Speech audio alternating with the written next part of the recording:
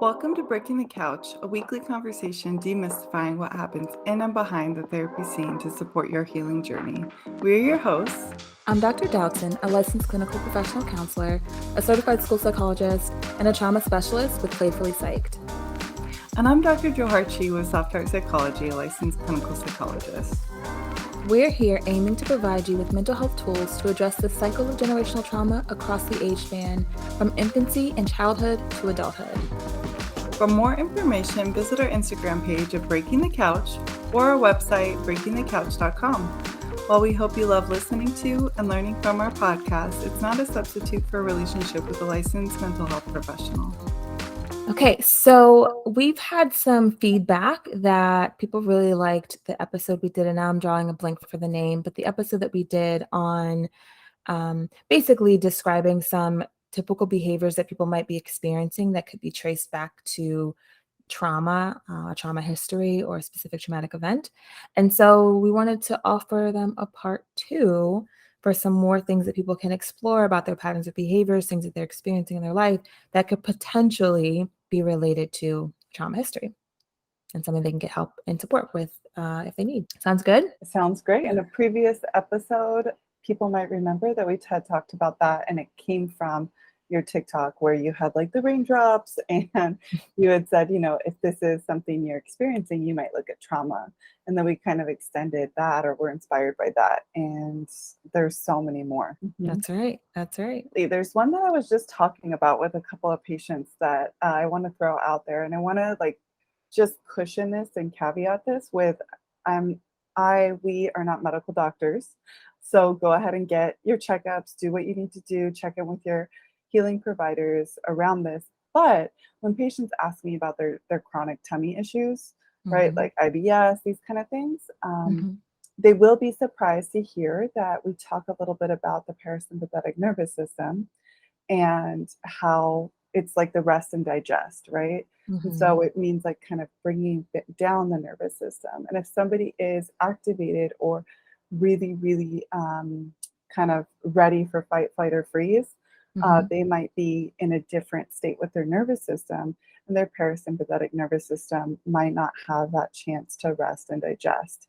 And their tummy may have some of these like irritation or IBS or like chronic tummy issues. And so patients might ask me, is there any correlation with that? And I was like, I know that there is anecdotally, but I looked it up and I was like, actually, yeah, it does correlate. I do want to not only confirm and affirm, but also like the science says that those two correlate, tummy issues and trauma. So if you have, tummy issues, you might look into trauma. Yeah, exactly. I love that you said that you knew anecdotally it was there, but then also you looked at the evidence. I mean, even when we look at adverse childhood experiences or the ACEs study, right, we know that trauma maps on to a lot of physical or medical conditions, so mental health and other bodily physical conditions.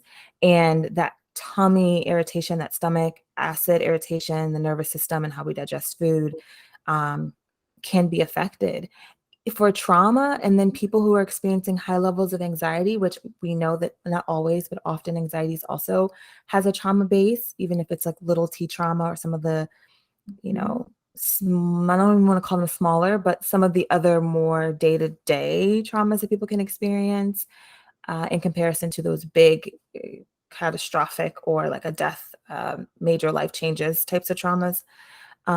But it's also because, like you talked about, the regulation and bringing down or calming down the parasympathetic nervous system so that it doesn't activate and put us into fight, flight, or freeze, right? But what happens is once we've already gone to that point and it's been activated and adrenaline rushes through the body, it takes about 4 hours or so for adrenaline to process through the body, and that can have effects on the stomach, right?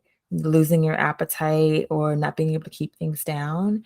And so again, you said it really beautifully. We aren't medical physicians, and you should always consult with them if you're having these medical concerns, and your mental health is related to your medical conditions most of the time, right? It's not a this or that. There's a combination of the two, because we are all in one being in a body. So that was a really good one. Yeah.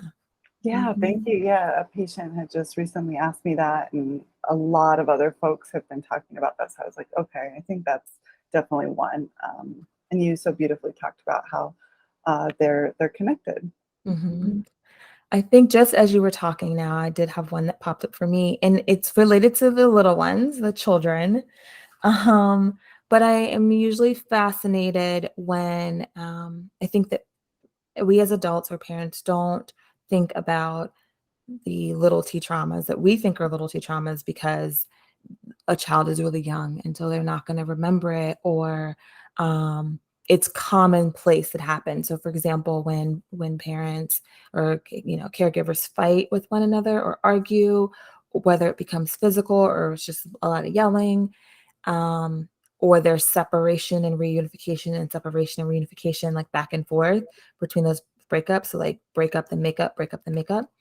And a young child, infancy, toddler, preschool age, is seeing that and in living that, that has a direct impact on can have a direct impact on their development and their social emotional development. They're more likely to have early childhood anxiety and then later anxiety. And this is rooted from the fact that we actually look at those parent breakups and reunifications and breakups as trauma. That's an early adverse childhood experience, and people don't think about it. And so when we think about the old adage, like stay together for the children, right? It's like we can, I'm always reframing things for people so you can see, like, what does this really mean? It really means traumatize our children, right? Like it really means, because it's staying together for them, but we're not working on the harmful or toxic things Mhm. within our relationship, only just means that we're going to stay together in a toxic environment and let our children or our child grow up in that, right? And so that's going to have an impact. So if you are listening to this and you're an adult and you're thinking back to, maybe your parents were breaking up, making up, breaking up, making up, and whatever that looks like, um, it could be related to symptoms or things that you're experiencing in your life now. It's another trauma. Yeah, we hear that one all the time, right? Folks will be like, "Oh, not that much happened, but I did see this constant, like you said, like leaving and then reunification, leaving reunification, or like the verbal part of it, even if somebody didn't like physically abandon, right? Hmm. So we hear Hmm. that all the time, and the way that that shows up for people later on. And then, but even currently for children and babies, like kind of how it shows up in ways that they're eating or ways that they're in school. So we could see it now, we can see it later, definitely. Mhm. Hmm. Hmm. Yeah, I Good mean, one. that's a whole other episode, but Mhm. how um, psychological and social emotional needs of young children are manifested in their behavior and their appetite, eating patterns, sleeping patterns. So yes, physicians are going to ask about what's the child eating, what's going on at home. They're going to be looking for some of those, medical environmental things. However, we are also looking at those relationship structures, like what's happening in the child's life that could also be influencing um, that the cranky baby or the crying and all that stuff too. So like they're all equally important. Absolutely. Yeah. And that kind of makes me think of another one, and it's inspired by some of the work that you were doing years ago, and the stuff that we find ourselves talking about all the time is where, if you find yourself in a stuck place in therapy, if Mhm. you find yourself in like a gap in your progress in therapy, you might want to look at trauma. And why I say that is because we've talked about different cases where the case was conceptualized in a way that just looked at some of the superficial stuff, some of the stuff like, how the person is behaving or ways that they're showing up in school, and not necessarily looking at their history.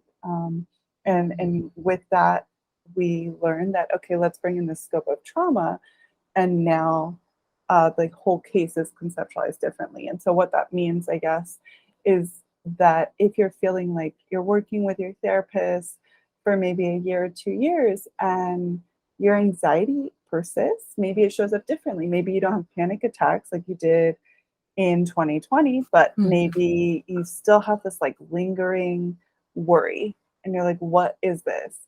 And you and your Mhm. therapist have never done an ACEs, like Dr. Dalton just explained the ACEs. Like Mhm. you and your therapist have never talked about your history or your, um, different things that happen to you physically, sexually, emotionally, and those are kind of just things that are unspoken in therapy. Mhm. I would encourage you to look at trauma and see if that's something that is missing in your therapy. Mhm. Yeah, and it's something that you'd be willing to explore with a therapist, Mhm. right? Because I think this is really great that we're kind of highlighting some of the things that can be traced back to trauma, and giving people the language for that. Because I'm often reminded that even though, thankfully, the stigma surrounding mental health and therapy is decreasing somewhat in the United States, there's a big push for people to get mental health supports and to talk about it. So that's really great. And I think that there's two categories, and maybe there's more, but I'm highlighting two right now, where people will over pathologize trauma and like, Mhm. yes, there are little t traumas, but like they'll use the word has become so mainstreamed that they'll be like, I was sitting in traffic and oh my gosh, that was so traumatic. Right.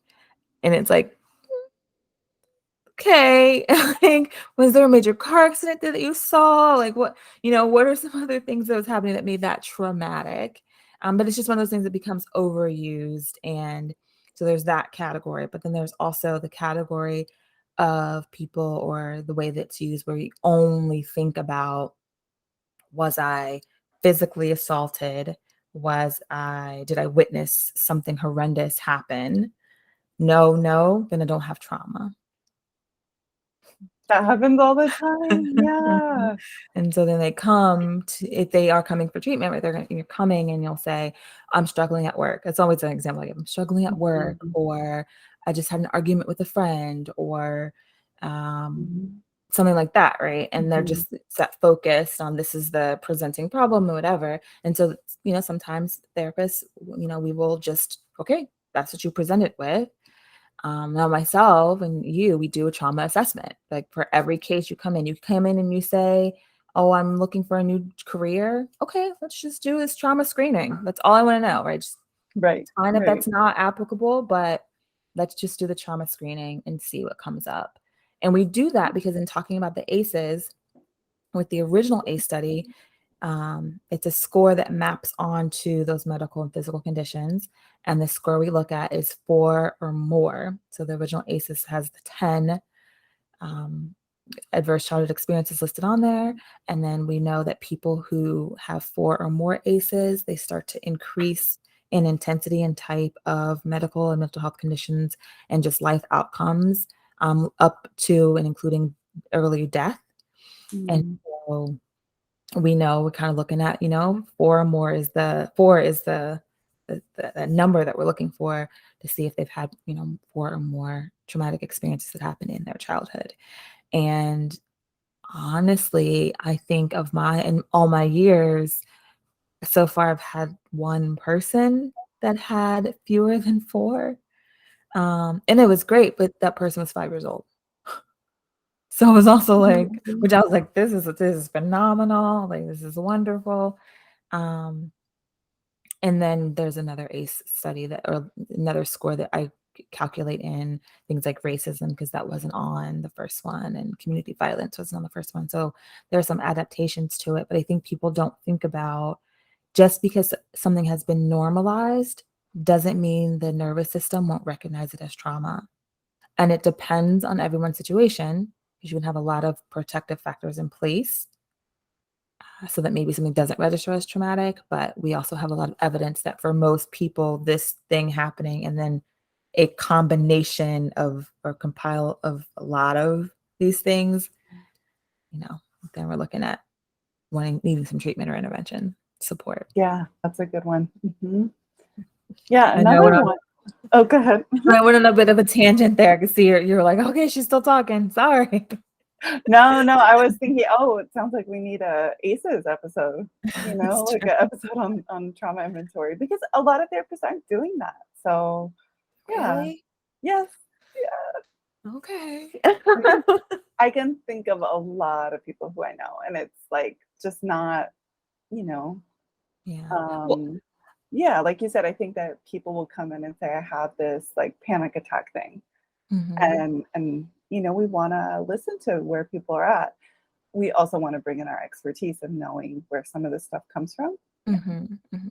I mean, I think you bring up a good point, like, that maybe they're not doing it like, I think it would be and to some extent unethical to, like, do a trauma assessment on someone after you've done this intake, and then if you don't know how to help them, you would be, Mhm. like, Mhm.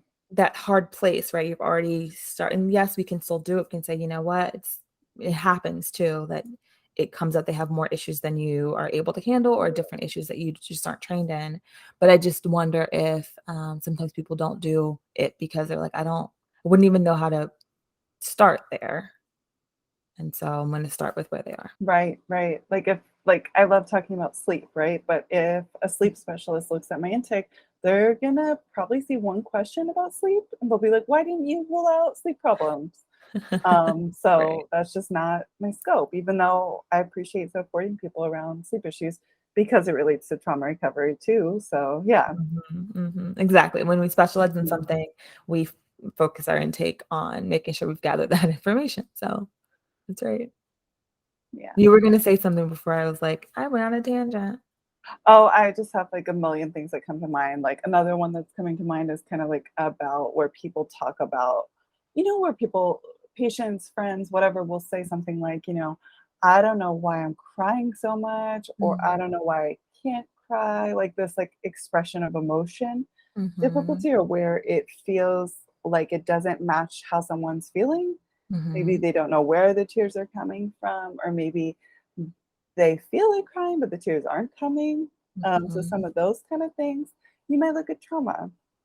That one makes sense. Absolutely. Yeah, I mean, to me it does, but it makes sense because basically, you might be looking at trauma, but you're also looking at the way you learned to express emotions and what emotions were safe and unsafe to express when, where, and why, right?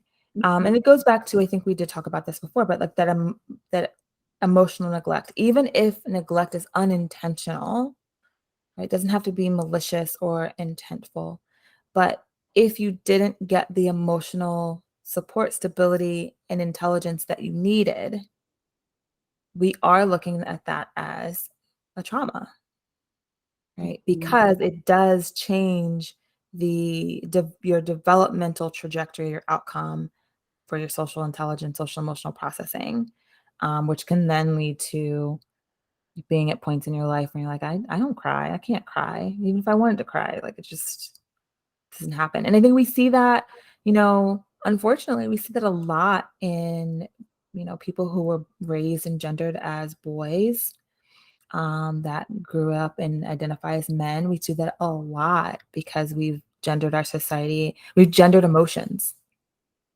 So we see that a lot, unfortunately. Last one I'm thinking of is like the fawn response, right? Mhm, And so if somebody has heard of like fight, flight, or freeze, they might mhm, not have heard of fawn, but it's another branch of freeze, from my understanding. And so fight and flight are in the sympathetic nervous system, where people, I think of it as like their nervous system is sympathetic to what's going on. So mhm, they get out of there, or they yell and fight back and da da da. And so those are some of the ways that our nervous system responds to some things. And then another way is our parasympathetic nervous system can sometimes have us freeze like a possum if we're mhm, like being hurt, or even our feelings are being hurt, which is mhm. being hurt. Um, and then sometimes we fawn. And so like I've definitely caught myself doing this, especially with like authority, or, and somebody kind of like questioning, and then all of a sudden getting really like, oh, like you're so great. And I'm like, do I even think that? Is that Mhm. even authentic to like what I'm feeling? I have no idea. I think I've disassociated at this point. Mhm. So, fawning is kind of like that, where you may not be able to actually genuinely express like kindness and like affirmation towards a person. It's really just kind of a, oh my gosh, please don't look at me. And it's a genius strategy. Not that I'm a genius, but like when people do this fawn thing, it's actually really smart. Just like fight, flight, and freeze, it's actually a way to survive. So if you Mhm. find yourself fawning and kind of like saying these positive things to someone and you didn't really mean to, it's not that you're doing something bad, just like everything else. It's kind of just something to look at. Were you kind of activated in some kind of way where you had to go somewhere else? Mhm.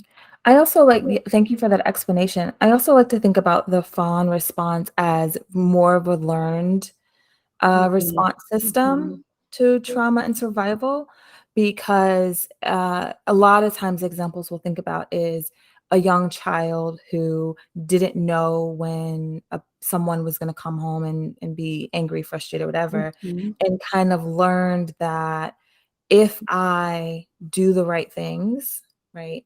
If I make sure they have their slippers ready or uh, be really nice and sweet, right? Then I'm either not going to get the brunt of their upsetness or I can um, keep it at bay, right? So it becomes like if I can be this really perfect, docile, whatever person, sweet person, then I can keep myself safe. I can regulate my safety environment to some extent. And then over time, it becomes more automatic when you are triggered, when you're around someone or in an experience that makes your core feel like you're back in those earlier situations. Um, and so I like to explain that one because definitely people don't think about we talk about fawn, you use the word that we use is fawn, but it's our people pleasers. Mhm, mhm. Some people saying we've been conditioned to say that people pleasing is, oh, that's nice. I'm a people pleaser, so it's whatever you need. And it's just like, well, maybe, and also maybe look at where that came from. And is that something that you want? Because I think it's also Right, important for us to remember that you can have lots of behaviors and patterns of behaviors, but if they don't bother you and if they're not impacting your relationships and how you function in your life, then it's not something that's quote unquote disordered or something you need to be, you get some autonomy in that. So some people might say, I'm a people pleaser and I love it and it works for me. Okay, that's fine. But if you're a people pleaser and you're doing it how Dr. Jaharchi described, where you're like, oh, is that even what I feel? Why did I respond that mhm. way? Then that could be part of your learned response system to keep yourself safe when you're feeling triggered. So it's something to think about. I know, yeah, exactly, yeah. So those are some of the ones in a nutshell, just to review, like, right? So there's like tummy problems. If you're feeling like you have tummy problems, look at trauma. Also look at the MDs, look at the medical doctors, medical providers. Mhm. Um, the back and forth stuff in if you grew up around caregivers being together, being apart, and some of that witnessing some of that process, you know that would be trauma. Mhm. um, and then some of the stuck points in therapy and some of those assessments to identify traumas. We talked about that. We talked about how if somebody is feeling like they want to cry but can't, or Mhm. like they're crying and they don't understand why, and some of that emotional expression stuff around trauma. And then the last part was the people pleasing part and the learned response of fawning or kind of showing up in that way, and how that is comes from a place of trauma as well. Mhm. Absolutely. All right. So thanks for summarizing that. People always know you can find us on Instagram. Feel free to tag us in your stories. Send us a direct message if you have topic ideas, questions, comments you want to make, and we'll be happy to present them on the show. You can visit our website, breakingthecouch.com, leave a message there. We also have a little survey that if you want to fill out to give us ideas on topics. You can send voicemails if that is a way that you like to communicate, and we can put it directly on the show so that you can be an engaged and active member of the audience. And then there are bookshops. So when we do mention books on the podcast, we have a bookshop that's always going to have links to the books. And then buying from that bookshop, although it's probably a little bit more expensive, does give us a tiny little kickback so we can help produce more episodes. And it actually helps save local bookstores. So we think that that's a worthy cause worth supporting. So feel free to buy from our bookshop. If you are looking for a therapist for yourself or your child, you can visit our websites, playfullypsych.com or softheartpsychology.com. We appreciate you joining us this week and can't wait till there's another opportunity to jump on the couch with you next week.